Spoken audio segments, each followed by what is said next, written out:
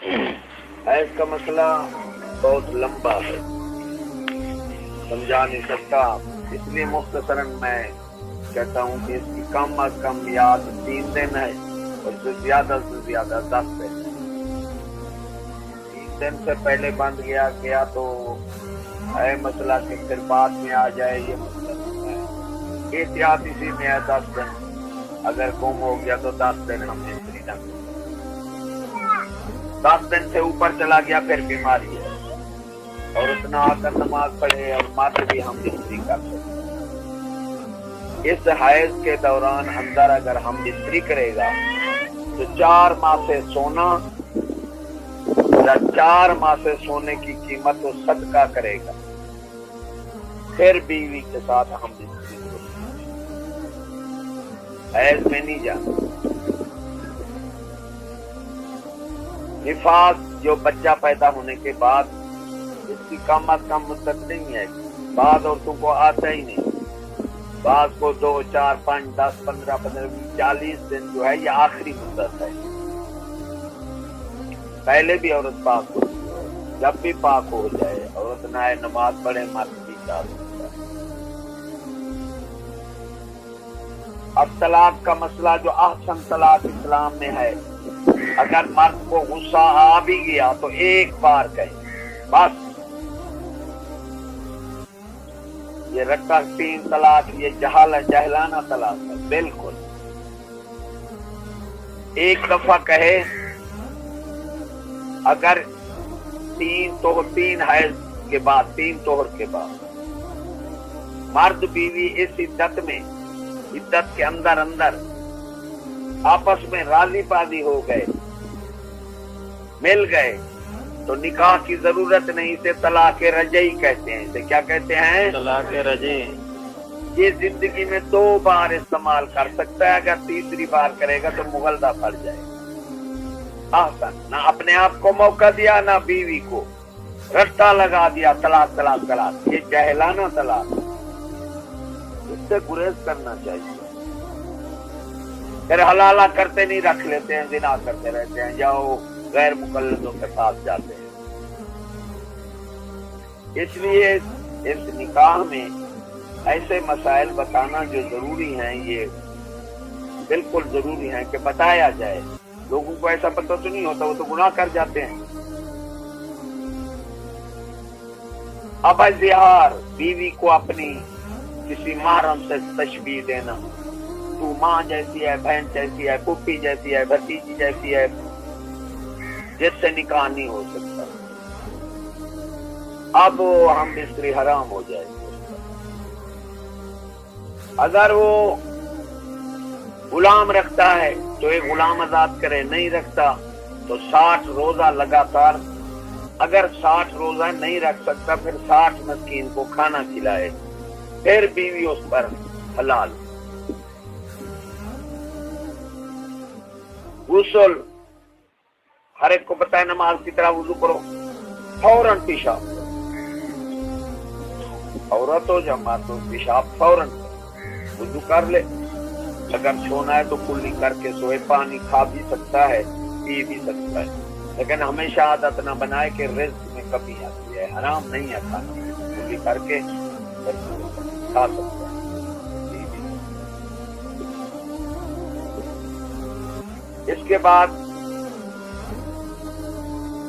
3 چیزوں کا خیال کریں، ناک میں پانی یہ پھوٹی تر کر، گرگرا کرے، اگر روزہ ہے تو احتیاط کرے، گرگرا کرے خوب، اگر پانی پی بھی گیا کلی ہو جاتی۔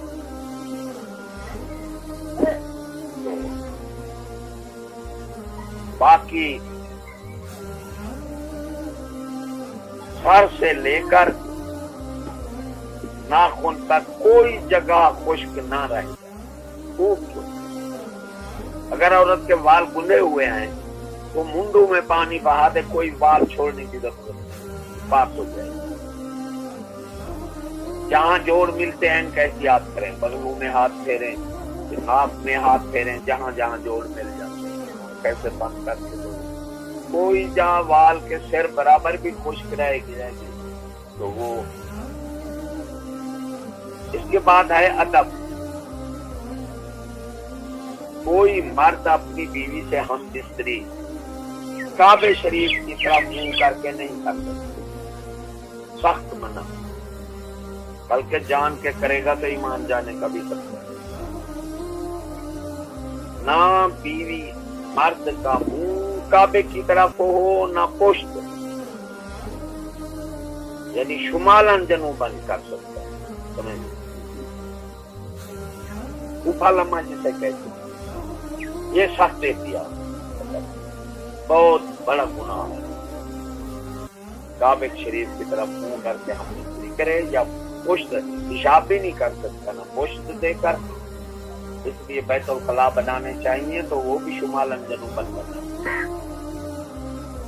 اور ایک بندے تھوک ڈال دی ادھر، حضور صلی اللہ علیہ وسلم نے فرمایا اس کے پیچھے نماز مت پڑھیے، بہت برکت۔ آج تو منہ کر کے پیشاب بھی کر دیتے ہیں، بہت ہمارا برکت والا علاقہ، بہت یہ سمت بہت برکت اور ادب پر۔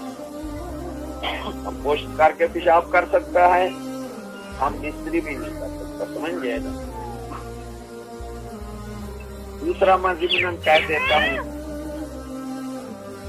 عورت جو ہوتی ہے وہ اپنے ماں باپ رشتہ داروں کے ماحول کی واقف ہوتی ہے، غیروں کے ماحول کا اسے پتہ نہیں ہوتا۔ آتے ہی ساس اپنا حق مانگے۔ آج کل جو رشتے یہ بگاڑ ہو رہا ہے نا، یہ سسوں کی وجہ سے۔ سسوں جو ہیں وہ خدا بنی بیٹھی ہیں، وہ کہتے ہیں ہر وقت ہمارا سجدہ کرو، پتہ نہیں کیا کیا۔ ہم خدا رسول کے بے فرمان ہیں، اللہ کی بندی، خدا تیرا بیٹا ہے، تیرا خون ہے، خدا غیر ہے، تو اور غیر برابر کھینچو، کچھ رحم کرو۔ ماں کو حوصلہ کرنا چاہیے تاکہ بیٹے کی گزران، بہت گزران اسی وجہ سے کہ سسو فرعون بنی ہوئی ہیں، وہ خدا رسول سے بھی اپنا حق اوپر سمجھ ہر وقت۔ آج بیٹا فرما بردار نہیں ہے تو غیر سے اتنا توقع رکھتی ہے۔ ارے بڑا اسے کہتے ہیں جس میں حوصلہ بڑا ہو، بڑوں کے لیے پیار اور چھوٹوں کے لیے ادب۔ بڑا محبت کرے، چھوٹا ادب کرے۔ جب بڑا محبت نہیں کرے گا اپنا، پھر چھوٹا بھی اپنی فرائض سے کوتاہی کرے گا۔ ناجائز ماں کی بات، ہاتھ باندھ لو ماں، ماں وہ غیر ہے، وہ بھی کھچے میری گل۔ یہ شیطان بیوی بچوں کو لڑاتا ہے، بیوی کو توڑتا ہے کہ تاکہ بندے گناہ کرے۔ شیطان کا یہی کام ہے، مرد بیوی کو توڑے گا۔ مرد کی مجبوری ہے، اگر وہ چلی گئی گناہ میں لگ جائے گا، شیطان خوش ہوگا۔ تو ماں نے جان کر بیٹے کو جہنم میں ڈالا، اس لیے ماں کو بھی حوصلہ کرنا چاہیے، ہاتھ جوڑ کر سے ماں وہ غیر ہے، میں تیرا خون ہوں، جس طرح وہ مجھے کھینچے تو بھی اس طرح کھینچ پہ، فرق سے نہ رہا۔